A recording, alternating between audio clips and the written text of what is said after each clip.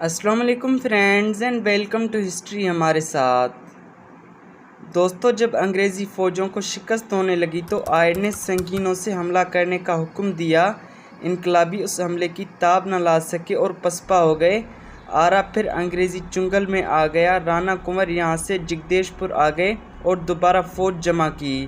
آئر جگدیش پور کی طرف آیا تو کنور سنگھ نے گوریلا طریقہ جنگ اختیار کیا۔ 11 اگست 1857 عیسوی کو مقابلہ ہوا۔ 2 تصادموں کے بعد وہ جگدیش پور سے باہر آ گئے۔ 14 اگست 1857 عیسوی کو انگریزوں نے جگدیش پور میں تباہی مچا دی، مگر وہ رانا کو نہ پا سکے۔ البتہ 16 اگست 1857 عیسوی کو معلوم ہوا کہ رانا کنور سسرام میں موجود ہے۔ 20 اگست 1857 عیسوی کو اطلاع ملی کہ وہ روہتاس کے قلعے میں رام گڑھ کے باغی دستوں اور بھاگل پور کے باغیوں کا انتظار کر رہے ہیں۔ سسرام کا کبیر الدین یہ خبریں سن کر حواس بافتہ ہوا اور انگریزوں سے فوجیں بھیجنے کی بار بار درخواست کر رہا تھا تاکہ سسرام کو بچا سکے۔ ان کے تعاقب میں فوج بھیجی گئی جو ناکام رہی، کیونکہ کنور سنگھ اب دوسرے علاقوں میں آزادی کا پرچم لہرا رہے تھے۔ وہ کانپور میں نانا صاحب اور نواب باندھا سے جا ملے۔ ستمبر 1857 عیسوی میں باندھا اور باندے سے لکھنؤ روانہ ہو گئے۔ دربار اودھ میں ان کی بڑی عزت کی گئی۔ شاہ اودھ کی طرف سے فرمان عطا ہوا اور ہدایت کی گئی کہ وہ اپنے وطن کی طرف جا کر اس پر قبضہ کریں۔ اسی وقت انگریزی فوجیں مشرقی اودھ سے روانہ ہوئی تھیں۔ اس طرح وہ متواتر جنگ کرتے رہے، مگر چونکہ ان کے پاس کثیر فوج اور نیا سامان جنگ نہ تھا، اس لیے گوریلا طریقے سے جنگ شروع کرنے کا تہیہ کر لیا اور اپنے ساتھیوں کو لے کر جنگلوں میں پوشیدہ ہو گئے۔ دوستو، اس دوران میں رانا امر سنگھ جنوبی علاقے میں چلے گئے۔ وہ سسرام کے قرب و جوار میں جنگ کر رہے تھے اور کیمور کی پہاڑیوں میں اپنی پوزیشن مضبوط کر لی تھی۔ آخر اگست میں وہ سسرام سے 12 میل دور کچوہر میں تھے اور سسرام آنے کی اطلاع تھی۔ پٹنہ کے کمشنر نے یہ اطلاعات پاتے ہی 3 ستمبر 1857 عیسوی کو لیفٹیننٹ سٹینٹن انجینئر شیر گھاٹی کو لکھا: اگر امر سنگھ نے ٹرنک روڈ کے شمالی علاقے پر قبضہ کر لیا اور جیسا کہ امکان ہے کہ گاؤں کی عوام اس کے ساتھ ہو گئی، تو نہ صرف آرا بلکہ پٹنہ اور گیا کے ضلع بھی نہایت خطرناک صورتحال سے دوچار ہوں گے۔ اپنے دوسرے خط میں وہ یہ حالات بتاتے ہوئے گورنمنٹ بنگال کے سیکریٹری کو لکھتا ہے کہ امر سنگھ نے اپنے ساتھیوں کے لیے ٹرنک روڈ کے قریب چھاونی بنا لی ہے۔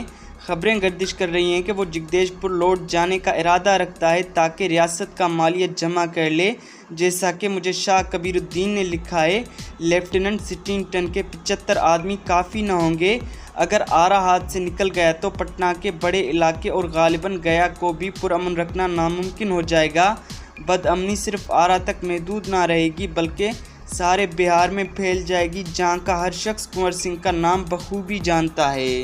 دوستو، امر سنگھ کو پکڑنے کے لیے 5000 روپے انعام کا اعلان کیا گیا۔ اس کے باوجود امر سنگھ نے گراؤنڈ ٹرنک روڈ پر نکل کر ٹیلی گراف کے تار کاٹ دیے۔ ڈاک لے جانے والے تمام گھوڑے ساتھ لے کر پہاڑیوں میں غائب ہو گئے، لہٰذا کرنل فشر 23 ستمبر 1857 عیسوی کو ڈیری آن سون پہنچا۔ اس سے پہلے 2000 انقلابیوں نے سسرام پر ماہ اگست میں حملہ کیا تھا اور اب بھی آس پاس کے علاقوں میں بغاوت کا زبردست امکان اور آثار موجود تھے۔ نوادہ کے قریب کچھ گڑبڑ بھی محسوس ہوتی تھی، مگر سسرام کے ایک شخص کبیر الدین نے، جس کا عام لوگوں پر اثر تھا اور جس کو انگریزوں نے اپنے ساتھ ملا لیا تھا، برابر اپنی مذموم کوششیں جاری رکھیں اور یہاں کی اکثر عوام کو میدان میں نہ آنے دیا۔ بعد میں اس شخص نے اپنی وفاداری کا انعام 10,000 کی خلعت، سند اور خطاب کی صورت میں پایا۔ افواہ یہ تھی کہ کنور سنگھ بھی شاہ آباد کی طرف واپس آ رہے ہیں۔ 28 ستمبر 1857 عیسوی کو لیفٹیننٹ بیکر نے امر سنگھ کے گاؤں سروئی پر اچانک حملہ کیا، مگر امر سنگھ ہاتھ نہ آ سکے۔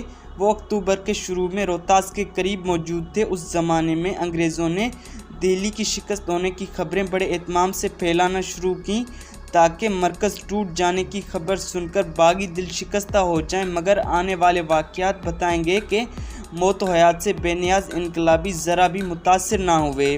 29 सितंबर 1857 ईस्वी को छोटा नागपुर में मेजर इंग्लिश और रामगढ़ बटालियन के बागियों में सख्त तसादम हुआ। बागियों ने यहाँ से हटकर एक गांव अकबरपुर में मोर्चा बना लिया और यहाँ कुंवर सिंह के कुछ आदमी भी उनके हमराह थे। कैप्टन रेडे ने हमला करके उनको रोहतास की तरफ धकेल दिया। दोस्तों, उसी ज़माने में एक और शख्स जोध सिंह अंग्रेज़ों के लिए मुसीबत बना हुआ था। ये बहादुर बागी सरदार जोधपुर के बागियों की रहनुमाई कर रहा था। एक दस्ता उसकी गिरफ्तारी के लिए भेजा गया मगर नाकाम वापस आया क्योंकि जोध सिंह ने एक मजबूत और महफूज मकान में मोर्चा बना लिया था और ये मकान ऊंची ऊंची कच्ची दीवारों के घेरे में था। अंदर दाखिल होने की हर कोशिश नाकामी पर ख़त्म हुई और पसपा कर दी गई। लिहाजा अंग्रेज़ों को फ़िलहाल हमले का इरादा मुलतवी करना पड़ा। अगस्त 1857 ईस्वी में जोध सिंह के साथियों ने गया को आज़ाद करवा लिया था और आसपास की अवाम उनकी रहनुमाई में थी और इस तरह जोध सिंह ने अंग्रेज़ी राज को हिला डाला था। दोस्तों, उम्मीद है आज की किस्त आपको पसंद आई होगी। अगर ये किस्त आपको पसंद आई हो तो वीडियो को लाइक और शेयर कर दें और चैनल को सब्सक्राइब कर दें ताकि आने वाली हर किस्त का नोटिफिकेशन आपको बआसानी मिलता रहे। मिलते हैं अगली किस्त में, तब तक अपना बहुत ज़्यादा ख्याल रखिए। अल्लाह हाफिज़।